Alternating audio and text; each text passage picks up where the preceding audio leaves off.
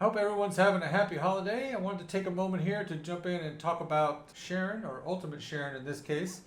We're going to go over a few different builds for Ultimate Sharen and the use cases for them, and then give a little bit of update on some of our older builds as well. As we go through this, we'll talk about the reactor that we'd use, as well as the components that we would use, and then also the weapons that are showcased in this particular build for the activities that we're conducting today. So without further ado, let's jump on in. We are talking about, as you can see, the ultimate. So let's go into the descendant modules here and talk about what we're doing. We are going to build this based on the first build on ambush. Ambush modifies so that killing an enemy in active camouflage returns the user to the same state. In active camouflage, agility increases and shock bomb skill is converted to an attack skill.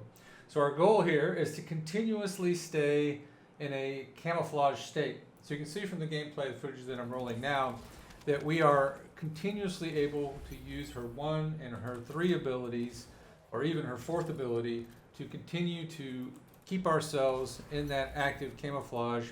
And therefore, you can see the enemies don't even know we're there. They're not even paying attention to what's going on. They might even be running in the wrong direction. It is an incredibly, effective skill. And so now there's no activity around her that's aware of her presence. You can just continually, use your 3rd ability, and we have that on a great cooldown. You can use her 1st ability and do the same thing, and you just continually keep her camouflaged while you attack these different enemies. It's an extraordinary build, focusing on primarily the cooldown and then the damage to make sure she gets the right amount of damage. You can see from the damage that you're seeing that almost every hit is a critical hit, so it's extraordinary in that regard. And we can get a large group of enemies down with her 3rd ability or her 1st ability if they're up close. The 3rd ability has that range that you can see now as we start to throw it out there. So we're getting an extraordinary amount of usefulness out of this particular build. Let's go back in now and look at where we are at the mods. So we talked about ambush already, and we discussed the fact that we're looking for cooldown. So we're going to get that with really 4 main mods, and then in potentially some other stuff that's going on in the build we'll talk about later. So one is MP conversion. Obviously, this is 36.5% skill cooldown with a little bit of a hit to MP, but you saw from the gameplay, MP was not a problem for us. And then nimble fingers, bringing it further down by 25.6%. Focusing both on electric, which gives us a skill cooldown of -6.1%, and electric skill power of 77.2, and focus on fusion, which does the same thing. It gives us that -6.1 and then 68.2 fusion skill power modifier. So great activity there in terms of being able to get us cool. Now we want damage, and we know that she's a critical hit monster, so focusing on skill insight gives us that critical hit rate. Helped us get that above 50% by giving us 115.4% boost to her existing information there. And then skill concentration, boosting her critical hit damage by over 115% to 115.4%. And then using emergency measures to focus more on the rate than the damage, getting us 64.6% and a skill critical hit damage of 27.7. We are using skill extension to give us more duration, and I'll show you how that plays out in the actual timing of this, but gives us 36.5% increase in the duration. And then we're using a skill expansion to increase the range to be able to get it to that 200% mark and really kind of push it out there and get the damage of her 3rd ability. Her 1st ability range doesn't go up as much. It can only go up by 150%, but we do get that 150% and more. Some of that's lost, but we are able to keep the 200% out of the 3rd ability, so this is important. We are also looking at survivability, so focusing on increased HP here gives us that little bit of extra survivability. We don't really need it. We could go all glass cannon and just try and stay invisible and not get hit, but this makes it where if we do lose our invisibility, or if we're in a group and someone else is getting our kills, then we actually have some survivability there to help us out. So this is the build focusing on ambush. So I'll give you a little quick look at that without me covering anything up, and then we will move on to more of an area of effect build. So this is a very similar build. Okay, we are using area suppression, which changes the skill to scatter short swords around. Each short sword deals independent damage, and they really just kind of go straight out in different directions, killing everything around you. It's an interesting one. I haven't used this as much, I will be honest with that, but it is a powerful build, and certainly she's very capable in this build as well. I did change some things up here. We are using skill cooldown 36.5% and max MP at 15%.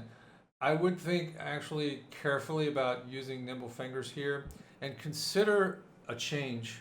One thing that I would recommend particularly would be multi-talented. If you were to switch this nimble fingers out for multi-talented, you get almost the same amount of cooldown benefit.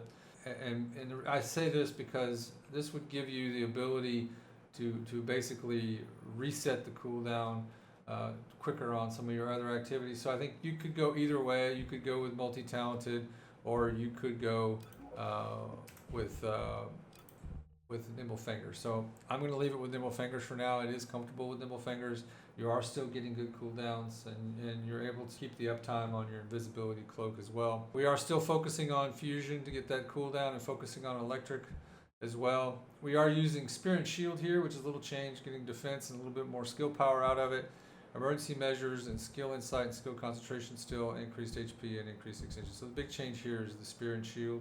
Gives us a little bit more survivability, it gives a little more tankiness, if you will, which I think is helpful in this particular build. And then we have an outpost build. This outpost build is focusing on void domination, short sword blast. Our goal here is to get our cooldowns down to a reasonable level with the use of MP conversion and multi-talented, but it's really more about duration.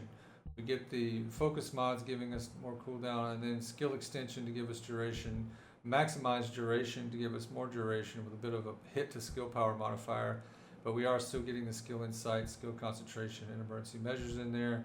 Battle of stamina gives us a bit more duration, and that is pushing what it does is gives us that dimension skill actively there for around 18.5 seconds, which is plenty of time. You could push this up to around 19 or more by going for some different options, but 18.5 I found to be pretty comfortable in most outposts. So this is a strong outpost build. What the void domination does is it increases the targeting range of flash short swords and increases enemy targeting speed. Just makes it really easy to dive in and kill some content when you're soloing these outposts. Let's jump back in here real quickly and talk about ambush a little bit more. We are getting 1.3 second cooldown on our cutoff beam. Right, so this means we can use it continuously. Takes about that amount of time for the animation to happen, and then we can whack it again. We're getting about 2.6 seconds for her flangeable rounds, and I've found that to be, pretty much you launch it and then you launch it, so it's pretty close to being able to spam it. About the time that you can target the next group of enemies and throw it, you're good. It doesn't really matter because, as we said, you're already invisible, so really good situation there. Let's go from here and let's talk about the reactor. The reactor that we're using is a tingling mixture reactor. It's an electric skill power boost and fusion skill power boost reactor, and that is because, as we showed you before, her skills are fusion and electric. We have skill cooldown and skill effect range. You could get duration on here. You could get the electric skill or fusion skill boost in the bottom slots as well. So there's a lot of different options that you might be excited about here. I'm okay with this one. I think it works pretty well for this. From there, let's jump on into talking about the external components. We are using the Supernova set, and the Supernova set is extraordinary here. The damage that it does is great, right? So we're getting electric skill power boost, and we're getting fusion skill power modifier. So 8.6 on the electric and 12% on the fusion, but that's not the best thing. The best thing is that on electric skill attack, upon an enemy activates Executioner's Thunderbolt at the target's location. So you see the strike of lightning come down and thunder in the background, dealing additional electric damage equivalent to 100% of the skill power modifier. Cooldown is 2 seconds at a 50% chance, and this is triggering all the time. So if you're throwing your short swords and you hit the target a few times, you're pretty much going to trigger it, particularly when you're talking about the bosses in an outpost, but certainly anywhere in the game. You'll start to see, as you use your abilities, you'll see this electrical charge happening after you use your ability, and it continues to tick away at the enemy, and often they die while you got your back turned worrying about the next group. So it's really strong. MP recovery out of combat is a good role for this, and max HP is a good role. Obviously we wish they were both ultimate roles on it. The second one, the MP recovery in combat, and max MP is an excellent role as well. We want to focus on keeping her MP up, and does a really good job of that. We wish we had something like HP recovery or some other modifier here to go with the MP recovery, but we'll take gold for now because we're really light on gold at the moment, so that is our focus. And then on the next piece, we got equipment drop rate modifier. We'd rather have something related to shields there, and then shield recovery modifier as well. So again, I think if we could see some different roles there, it would be nice, but for now we'll take what we've got. This is an excellent set. From here, let's jump on into the gun. We are using a Voltia. Okay, now Voltia is a very interesting weapon, and we feel like it's the best weapon to be using in the game right now, particularly if you're like most of us and just grinding out that void ship. So if you're getting in there and doing those void missions, then this is the gun for you. Attacks release chain current to nearby targets. Chain current deals additional damage to anti-void shields and arcade barriers. All of Voltia's attacks can damage anti-void shields. Activation interval is every 5 shots. Applied target is 4. When attacking targets with anti-void shields, 6 targets can be affected. When attacking arcade barriers, 6 targets. Additional damage dealt to anti-void shields when attacking from firearm damage is 1,750%. That is a huge buff to get those shields just out of there completely. Additional damage dealt to arcade barriers when attacking firearm damage is 1,750%. So again, huge. Firearm damage is increased by 17.5%.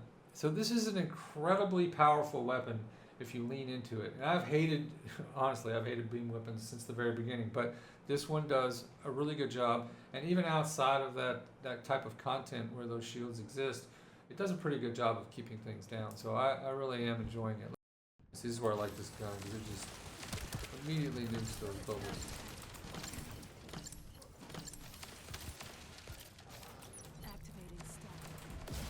Boom! And then you can just boom! Boom! Oh, look at that. Level. Boom!